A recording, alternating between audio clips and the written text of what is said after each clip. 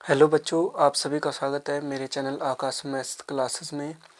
और आज मैं आपके लिए लाया हूँ प्रश्नावली 2.3 का तीसरा प्रश्न, जो कि यहाँ पे पूछ रहा है कि हमारे पास है 3x⁴ plus 6x³ minus 2x² minus 10x minus 5 कि अन्य सभी शून्य ज्ञात कीजिए। हमें इसके क्या ज्ञात करने हैं? शून्य ज्ञात करने हैं। और हमारे पास दो शून्यक दिए गए हैं। तो चलिए पहले हम क्या करते हैं, इस शून्यकों को सरल करते हैं। और शून्यकों को सरल करने के बाद इसको हम क्या करते हैं, भाजक के रूप में परिवर्तित करते हैं। तो चलिए शुरू करते हैं, इसको हल करते हैं। तो हल करने पर क्या हो जाएगा, हमारे पास है ये, ठीक है। तो हमारे पास संख्या दी है, शून्यक दिए हमारे पास, किसके शून्यक हैं, दिए गए शून्यक लिखते हैं यहाँ पे, दिए गए शून्यक है हमारे पास। x बराबर है 5/3 अंडर रूट है, ठीक है। और x बराबर माइनस √5/3 5/3 दिया है। यहाँ पे हमारे पास दोनों शून्यक दिए हैं। तो हम क्या करते हैं, इसको सरल करते हैं, चलिए ठीक है। तो x माइनस कितना हो जाएगा, 5/3 और सॉरी ये प्लस का हो जाएगा। और x माइनस 5 पूरे का अंडर रूट आएगा ना, होल अंडर रूट, ठीक है, होल अंडर रूट आएगा। तो इसको सरल करते हैं तो हमारे पास क्या हो जाएगा, आपको पता होगा कि हमारे पास एक सर्वसमीका होती है a प्लस बी और a माइनस बी।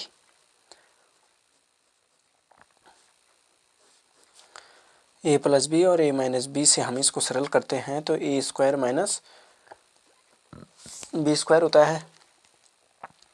तो इसको हम सरल करते हैं तो x² हो जाएगा माइनस क्या हो जाएगा, √5/3 का होल स्क्वायर।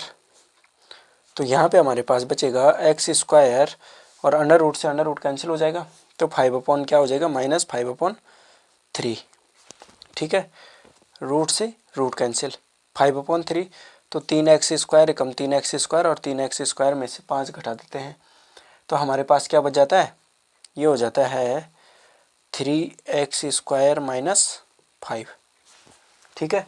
ये हो जाता है हमारे पास इतना। क्योंकि हम इसको सरल करते हैं ना, रफ में करते हैं, तो हम क्या करते हैं, x² माइनस 5/3। तो यहाँ पे इस पद के गुणा करते हैं, 3 × x² और माइनस 5/3 है। तो 3x² हो जाएगा माइनस 5, ठीक है। ये हो जाएगा हमारे पास भाजक, ठीक है।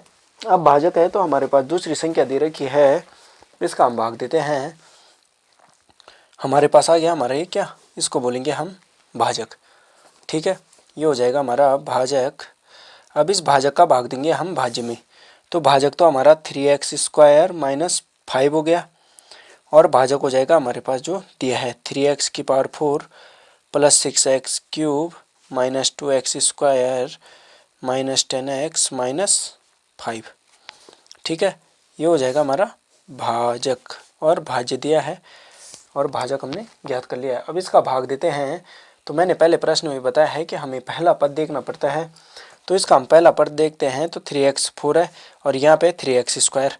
तो यहाँ पे अब अगर हम x² से भाग देते हैं तो x² को गुणा करते हैं हम 3x² माइनस 5 से। 3x² माइनस 5 से गुणा करते हैं हम x² से। तो x² हो जाएगा तो 5x² हो जाएगा माइनस कितना हो जाएगा, गुणा में घातें जुड़ती है तो 3x⁴ माइनस 5x, 3x की घात 4 और माइनस 5x। तो ये हो जाएगा हमारे पास 3x⁴। अब यहाँ पे माइनस 5x² है तो स्क्वायर के नीचे आएगा, ठीक है। अब माइनस हो जाएगा ये हो जाएगा प्लस। तो ये तो हमारा कैंसिल हो गया। अब हमारे पास 5 में से 2 गया तो कितना बचा, 3।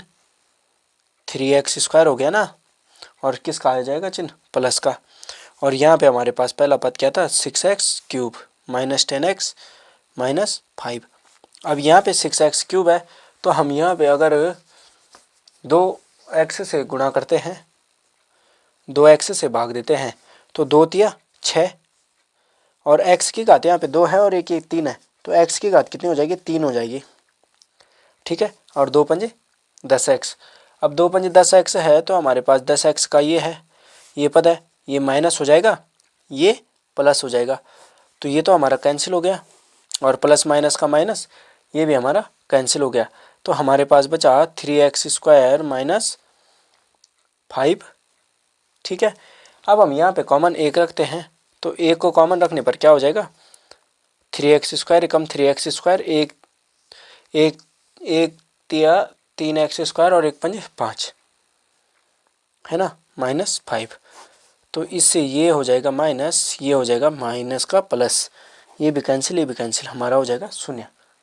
ठीक है, 0 हो जाएगा।